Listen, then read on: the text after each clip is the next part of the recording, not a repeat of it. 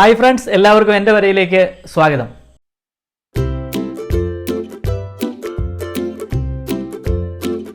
നമസ്കാരം, ഏവർക്കും എൻ്റെ വരയിലെ കാർട്ടൂൺ കളരിയിലേക്ക് സ്വാഗതം. നമുക്ക് വരയ്ക്കാനായിട്ട് എന്തൊക്കെ വേണം? ഒരു പെൻസിൽ വേണം, ഒരു റബ്ബർ വേണം. ഞാൻ ഉപയോഗിക്കുന്ന ചില പേനകൾ നിങ്ങളെ പരിചയപ്പെടുത്താം. ഇപ്പം ഈ കാണുന്നതൊക്കെ ഞാൻ വരയ്ക്കാൻ ഉപയോഗിക്കുന്ന പേനകളാണ്. പെൻസില്, പേനകൾ, ഇതെല്ലാം വരയ്ക്കാൻ ഉപയോഗിക്കുന്ന പേനകളാണ്. ഇതിൽ ഓരോന്നായിട്ട് ഞാൻ നിങ്ങളെ പരിചയപ്പെടുത്താം. ഇത് വരയ്ക്കൽ വളരെ അത്യാവശ്യമുള്ളതാണ്.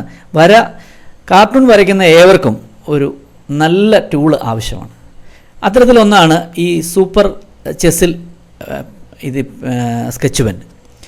ഇതിൻ്റെ ആദ്യമൊക്കെ എനിക്ക് വലിയ പേടിയായിരുന്നു ഇത് വരയ്ക്കാൻ. ഇതിൻ്റെ വലിയ നിബ്ബാണ്, കണ്ടില്ലേ? ആ നിബ്ബ് വെച്ച് വരയ്ക്കാൻ വലിയ പേടിയായിരുന്നു. എന്നാൽ കുറച്ച് പ്രാക്ടീസ് ആയി കഴിഞ്ഞപ്പോഴത്തേന് നമുക്കത് കയ്യിലേക്ക് വഴങ്ങി തുടങ്ങി. അപ്പം കുറേ അധികം പ്രാക്ടീസ് ചെയ്യേണ്ടി വന്നു.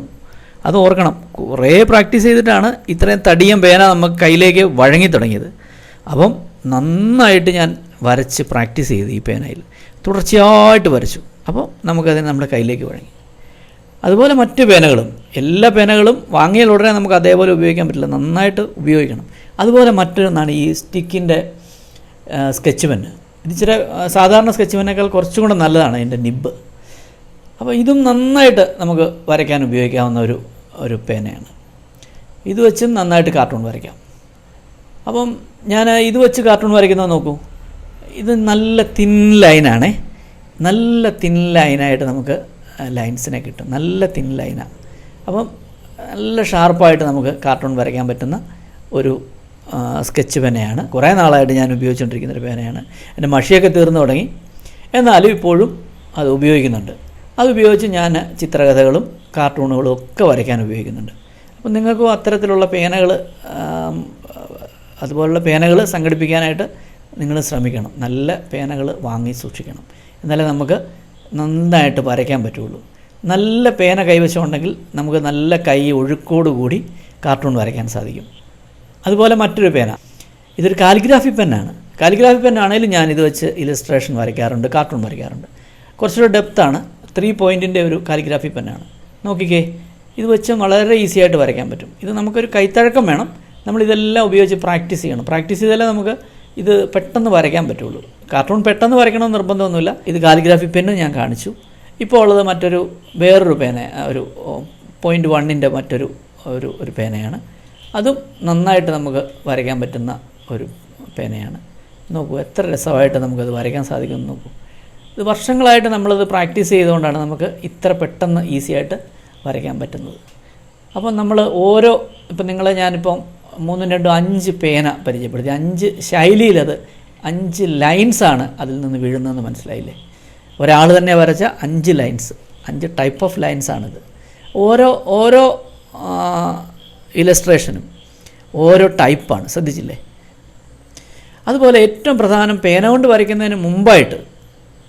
വരയ്ക്കുന്നതിനൊക്കെ മുമ്പായിട്ട് പെൻസിൽ ഉപയോഗിച്ച് സ്കെച്ച് ചെയ്തേ മതിയാവുള്ളൂ. ഇപ്പോൾ ഇവിടെ ഞാനൊരു ഇലസ്ട്രേഷൻ പെൻസിൽ ഉപയോഗിച്ച് സ്കെച്ച് ചെയ്യുകയാണ്. നോക്കൂ, നമുക്ക് പെൻസിൽ ആദ്യം ഉപയോഗിച്ച ശേഷം വേണം നമുക്ക് പേന ഉപയോഗിച്ചത് തെളിക്കുവാനായിട്ട്. സ്കെച്ച് ആദ്യം ചെയ്യാനുള്ള ഗുണം, നമുക്കത് റബ്ബ് ചെയ്യാനും മാറ്റി വരയ്ക്കാനൊക്കെ പറ്റും. നേരെ കറുത്ത മഷി കൊണ്ട് നേരെ വെള്ള പ്രതലത്തിൽ വരച്ച് കഴിഞ്ഞാൽ പിന്നെ അത് മാറ്റാൻ പറ്റത്തില്ല. അപ്പോൾ നമ്മളിപ്പോൾ വരച്ചേക്കുന്ന ഒരു കാർട്ടൂണുണ്ട്. ആ കാർട്ടൂൺ നമ്മൾ തെളിക്കുകയാണ്. നിങ്ങളൊന്ന് ആലോചിച്ച് നോക്കൂ, നമ്മുടെ ആദ്യത്തെ കാർട്ടൂണിൻ്റെ ക്ലാസ്സാണിത്. കാർട്ടൂൺ എന്ന് പറയുന്നത് വളരെ മഹത്തായ ഒരു കലയാണ്. അപ്പം നിങ്ങൾ ഈ ഒരു വലിയ മഹത്തായ കലയാണ് പഠിക്കുന്നതെന്ന് ആദ്യം ഒരു ബോധം ഉണ്ടാവണം. അതിനെ സ്നേഹിക്കണം. കാർട്ടൂൺ എങ്ങനെയാണ് അതിൻ്റെ ഒരു പരുവപ്പെടുന്നത്, ഒരു കാർട്ടൂൺ എങ്ങനെയാണ് വരയ്ക്കുന്നത്, ഒരു കാർട്ടൂൺ തല എങ്ങനെയാണ് വരയ്ക്കുന്നത്, കാലെങ്ങനെയാണ് വരയ്ക്കുന്നത്, ഉടലെങ്ങനെയാണ് വരയ്ക്കുന്നതൊക്കെ തുടർന്നുള്ള ക്ലാസ്സുകളിൽ ഞാൻ നിങ്ങളോട് പറഞ്ഞു തരികയും നിങ്ങളുമായിട്ട് സംസാരിക്കുകയും ചെയ്യാൻ പറ്റുമെന്നാണ് ഞാൻ ആലോചിക്കുന്നത്. എനിക്കറിയാവുന്ന പോലെ നിങ്ങളുമായിട്ട് സംവദിക്കാൻ സാധിക്കുമെന്നാണ് എൻ്റെ വിശ്വാസം. അപ്പം തുടർച്ചയായിട്ട് വരച്ച് പഠിക്കുക.